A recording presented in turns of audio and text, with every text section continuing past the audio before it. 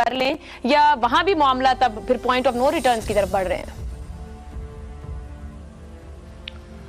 मेरा तो यही ख्याल है कि वहाँ पे भी मामला पॉइंट ऑफ नो रिटर्न पे बढ़ नहीं रहे बल्कि पहुँच चुके हैं और बहुत पहले से पहुँचे हुए हैं। और इस मुल्क में जितना बहरान इस वक्त है उसकी जड़ें तो अदलिया के अपने कंडक्ट में है ना। जो 63A का उन्होंने फैसला दिया था, रीराइट किया जो आइन को, और जिसमें चीफ जस्टिस उमर अता बंदयाल साहब ने ये कहा कि पहले मेरी समझ कुछ और थी 63A की, अब मेरी समझ आके बदल गई है इस केस में।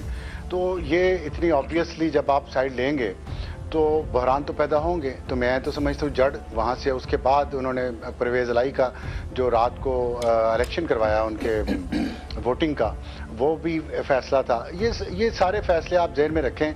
उसके बाद जो काजी फायद ईसा के साथ किया है इन्होंने पिछले कई सालों से, और जनरल फैज़ का उसमें जो रोल था, जनरल बाजवा का जो रोल था, तो ये बहरान तो वहाँ से शुरू हुआ है। और जहाँ तक आज के फैसले की बात आप कर रहे थे, मैंने पढ़ा है वो फैसला। मैं तो उसको पढ़ के हैरान हूँ कि मुझे तो लग रहा था जैसे मैं कोई जुडिशल मार्शल लॉ का ऑर्डर पढ़ रहा हूँ।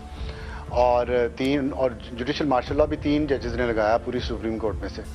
या तो होता है कि फुल बेंच बैठता तो जाहिर है यही फैसला आता, अगर फुल बेंच का, तो उसकी ऑथेंटिसिटी और होती।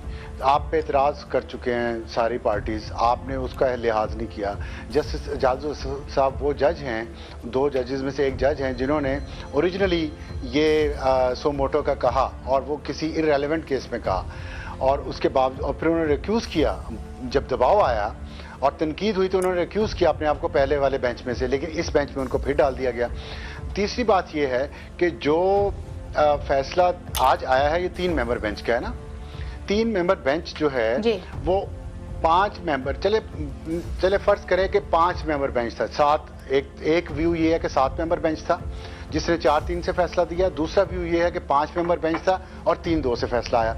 मान लेते हैं आर्गूमेंट से कि जी ये 5 मेंबर बेंच का फैसला जो था वो फाइनल था। तो 3 मेंबर बेंच आज वाला वो 5 मेंबर बेंच के फैसले को कैसे एक पैराग्राफ में भुगता सकता है? मुझे इसकी कोई कानूनी, कोई आईनी तशरीह दिखा दें, सिवाय इसके कि मैं ना मानूं, अना है मेरी पसंद नापसंद है। कभी आपने सुना है कि 5 मेंबर बेंच का फैसला सुप्रीम कोर्ट का बगैर रिव्यू के 3 मेंबर बेंच अपने एक पैराग्राफ में फारिग कर दे? ये इतना बड़ा सुकम है, इतना बड़ा इन्होंने ये क्राइसिस पैदा कर दिया एक ही बात से। और फिर जो 6 मेंबर बेंच की बात की है जैगम साहब ने, आप उस बेंच की कॉम्पोजिशन देख लें।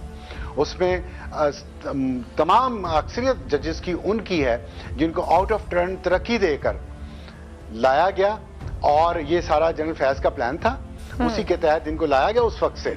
और उस वक्त भी हुकूमत को जो जमहूरी लोग हैं, जो आइन के जानने वाले हैं, वो कहते थे कि इस हुकूमत को, पीडीएम की, कि आप गलत कर रहे हैं। लेकिन इन्होंने खुश करने के लिए किसी को वो उनको ले आए, एलिवेट कर दिया उन जजेस को, और वो देख लें उनके फैसले क्या आ रहे हैं। वो सब बहनों की तरह सब यस सर कर रहे हैं, मुत्तफिका फैसले आ रहे हैं। किसी और जज का ना कोई माइंड है, ना कोई अपना उन्होंने राय दी है, बस इस पे चले जाए। तो मैं तो ये समझता हूँ कि आज के फैसले से मजीद बहरान गहरा होगा, और जब तक अदलिया अपने अंदर इख्तलाफात को ख़त्म नहीं करती, जो अनफॉर्चुनेटली उनको करने चाहिए थे। सियासतदानों को तो ताने देते हैं ना, खुद देख ले कितने, मैंने 1 साल का तो आपको बता दिया 1 साल से क्या कर रही है अदलिया, उससे पहले का भी देख ले रिकॉर्ड, कितना शानदार तो नहीं है।